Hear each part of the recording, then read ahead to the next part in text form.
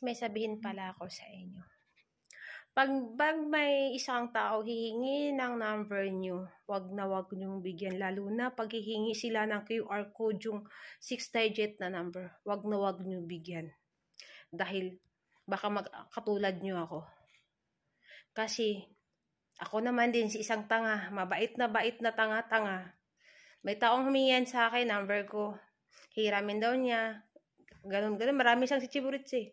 At pati yung may message dumating sa akin.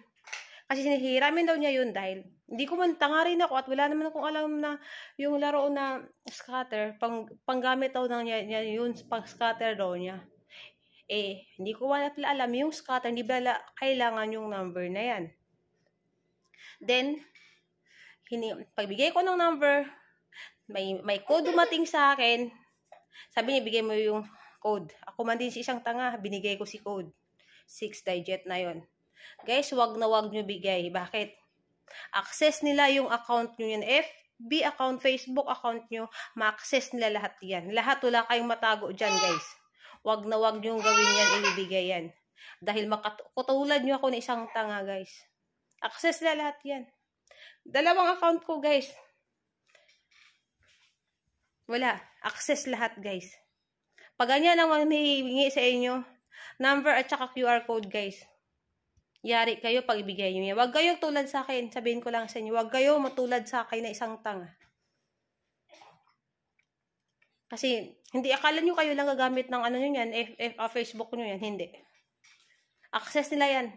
Dahil sa QR code na yan. Lalo na sa QR code na yan na bibigay nyo. Wala na, guys. Kasi ang katulad ko na tanga-tanga. Ayun. Lahat kung ano meron dyan sa Facebook nyo yan, wala kayong matago dyan. Dahil access nila lahat yan. Huwag kayong katulad ko matanga-tanga. Isang katangahan yan, guys, pag ibigay nyo yan. Kasi nangyari na sa akin. Hindi ko pala alam. Lahat ng mga sinabi mo doon, lahat ng mga kung ano-ano, malalaman. Hindi ko nga alam kung bakit ganun. Hindi ko rin alam yung katangahan ko naman din kasi. Kakilala naman.